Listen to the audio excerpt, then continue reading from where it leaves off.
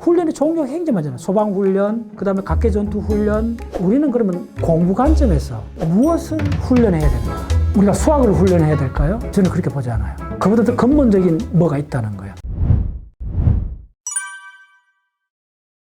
과학문화운동하는 박문호입니다. 근본적인 질문을 던져야 돼요. 훈련이란 무엇인가? 박문호 자연과학 세상이라는 공익사단법인 사무실이 있어요. 공식 이름이 뭐냐면 훈련센터입니다. 학습이냐 공부냐 이런 용어 갖고는 강도가 그만큼 못 미쳐요. 오직 그 정도로 올라가려면 훈련만이 우리를 바꿔요. 군에서 유격훈련, 그 개념입니다. 공부를 훈련을 안 해요. 학습도 훈련 정도까지 안 해요. 그래서 우리가 인간이 하는 학습 과정이 시간이 있고 강도가 있잖아요. 이때 가장 중요한 게 학습은 강도가 더 중요할 때가 많아요. 시간이 짧지만은 아주 강하게. 그래서 초과 학습, 울트라 러닝까지 그런 용어가 나왔는데 강도가 중요한 거예요. 훈련의 종류가 굉장히 많잖아요. 소방훈련, 그 다음에 각개전투훈련. 우리는 그러면 공부 관점에서 무엇을 훈련해야 되는가? 우리가 수학을 훈련해야 될까요? 저는 그렇게 보지 않아요. 그보다 더 근본적인 뭐가 있다는 거예요. 우리 인지작용을 근본적으로 높여주는 훈련을 하게 되면 세계가 확장된다는 거예요. 첫 번째 뭘 훈련하느냐면 한자를 훈련해야 돼요. 갑자기 한자로 훈련하려니까 할 수가 있어요. 근데 그 정도 레벨입니다. 한자 훈련은. 지금 60대 넘어간 사람들은 아마 천자 이상의 한자를 다 했거든요. 30년 전에도 옛날에는 신문에 한자 그냥 나왔어요. 근데 지금 그거 다 사라졌잖아요. 최근에 굉장히 주목받는 유튜버가 하나 있어요. 우리나라 말을 하는 미국인 교수요. 그 학자가 지금 말이 안 되는 상황이 대한민국에 벌어지고 있다는 거예요. 우리나라 말이라는 게 70%가 한자에서 나온 겁니다. 의외 70%가 한자에서 나왔는데 대한민국에 있는 사람들이 한자를 공부를 하지 않는다는 거예요. 한 20, 30년 사이 이렇게 됐잖아요. 우리나라 사람들이 우리나라 말을 쓰는데 의미를 모른다는 거예요. 대화가 안 될 정도예요. 영어 해야 하는 시간 줄이고 한자 훈련하라. 우리는 살아남아야 되잖아요. 그러면 비교 우위가 있어야 되잖아요. 한자를 만약에 자기가 한 5,000자 정도 알고 있다면 중국에 가면요. 학자 취급받습니다. 한자로는 시 있잖아요. 그런 걸 몇 편만 이렇게 낭송을 하면 중국의 지식인들이 감탄을 합니다. 그냥. 비교 우위에 있을 수 있습니다. 그걸 떠나서 이거는 시급한 문제입니다. 적어도 고등학교 졸업할 때 3,000자 정도 가르쳐야 됩니다. 이걸 놓쳐버리면 문제가 생깁니다. 첫 번째, 역사가 완전히 단절돼 버립니다. 단장 아버지 세대하고 대화가 안 돼버립니다. 두 번째 문제는 뭐냐면 우리의 사고의 깊이에 가는 문제가 생겨버립니다. 단어가 있다면 단어에 반드시 의미를 갖게 되잖아요. 결론은 무슨 말이냐 하면 문해력이 지금 형편없이 상황이 벌어지고 있고 제가 이걸 더 리얼하게 느낀 거는 브레인을 공부하면서 브레인 구조 해부 용어를 순수 우리나라어로 바꾸는 운동이 일어났어요. 한 30년 전에 엄청나게 일어나갖고 보급을 하기 시작했어요. 근데 그걸 갖고 내가 공부를 할 때 효율이 안 오르는 거예요. 전두엽이라고 한자로 쓰거든요. 우리나라로 앞쪽 이마 이렇게 불러요. 전두엽이 있으면 전전두엽이라고 붙이면 앞전자 두 번 쓰면 되거든요. 전전두엽을 우리나라로 어떻게 번역해야 될까요?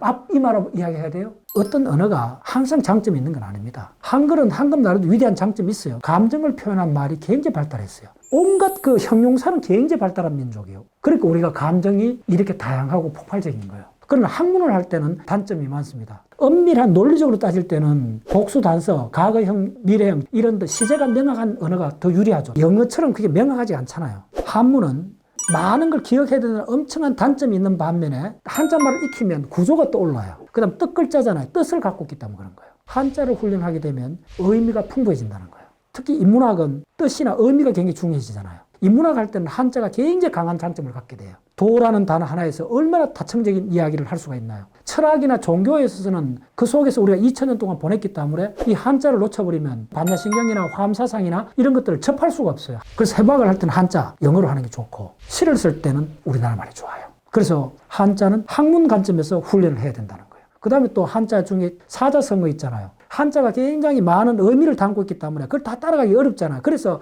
이 중국 민족들이 뭘 만들었냐 하면 사자성어를 많이 만들어갖고 긴 역사적 맥락을 딱 4개의 한자 단어 속에 딱 집어넣었잖아요. 그건 오랫동안 경험의 법칙이 그 속에 누적되어 있는 거잖아요. 그걸 통해서 많은 인가적 유추작용이 거기서 일어나는 거예요. 그래서 정치가들이 웬만하면 자기 속내를 사자성어로 다 표현하잖아요. 사자성어는 노골적으로 드러내기 어려운 표현을 직접적 감정을 안 건드리고도 다 표현을 할 수 있다는 거예요. 이게 AI 시대의 뒤진 이야기가 아니고 오히려 이거하고 AI가 접목하면 의미의 깊이 차원을 확보하게 됩니다. 우리의 사고작용이 굉장히 풍성해집니다. 두 번째, 어휘를 늘리라는 거. 터무니없는 거짓말 하지 마라 그러잖아요. 터에 무늬가 없다는 게 말이 안 되는 거죠.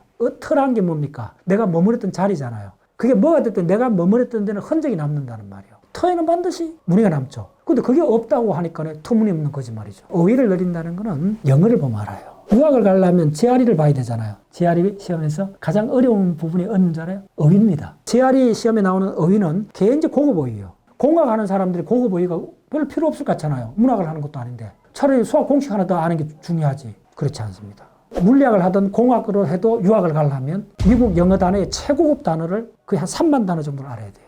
그래야만이 그 사람이 제대로 물리학자가 될 수 있는 거예요. 이 말이 무슨 말이겠어요? 어휘라는 거는 하나의 세계입니다. 훈련의 결과는 뭐냐면 세계가 확장이 된다 그랬잖아요. 한자를 훈련하면 깊이 차원으로 확장이 되고 영어 단어, 고급 단어를 많이 알면 서양 문화의 본질을 꿰뚫어 볼 수가 있어요. 이게 훈련의 대상입니다. 핵물리학자가 된다는 말은 방사선 붕괴라든지 베타 붕괴라든지 반감기라든지 쓰는 특유한 수십 개의 어휘를 갖고 수십 년을 살아가는 사람을 핵물리학자라고 그래요. 어느 분야의 학문을 한다는 것은 한 200~300개 정도 되는 한 용어 속에서 평생을 보내는 겁니다. 전문가가 되는 길은 어휘를 매일 쓰는 겁니다. 여러분들이 다양한 삶을 살고 싶으면 다양한 단어를 알아야 돼요.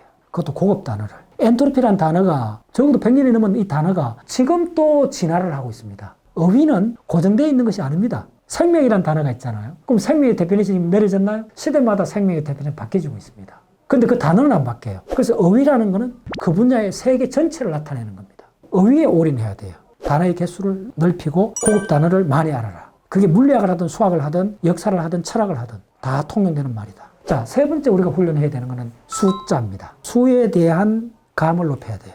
중고등학교 때부터 항상 개념해야 돼요. 숫자라는 개념에서 수의 센시티브를 높일 때 먼저 여러분들이 자유로워져야 돼요. 엄밀하지 않아도 된다는 걸 빨리 심어줘야 돼요. 대략을 사랑해야 돼요. 대략 이야기하는 걸 비과학자라 생각하면 안 돼요. 우리나라 사람한테 뭘 물어보면 대략을 이야기를 안 해요. 대부분 대화에서 우리 우선 필요한 건 대략이에요. 대략. 수에 대한 브레인 책에서 뭐라 그러냐면 인류가 구석기 시대부터 숫자라는 개념이 어떻게 출현했는가. 첫 번째 뭐라 그러냐면 ANS 시스템, 두 번째 OTS 시스템이라는 거예요. 첫 번째 뭐냐면 오브젝트 트래킹 시스템이라는 거예요. 우리나라 말로 대상 추적 시스템이라는 거예요. 숫자에는 하나 내놓고는 다 어림입니다. 두엇, 서넛. 아니, 두 개면 두 개고, 세 개면 세 개 이야기할 수 있는데 왜 두엇이라 이야기할까요? 이 말이 우리만 쓰는 게 아니고 모든 나라에서 다 씁니다. 여기 어마어마한 비밀이 있습니다. 그게 더 유용하기 때문에 그렇습니다. 우리가 사냥꾼이잖아. 토끼 두 마리 추적할 수 없잖아요. 우리가 추적해야 될 대상이 하나이기 때문에 그렇습니다.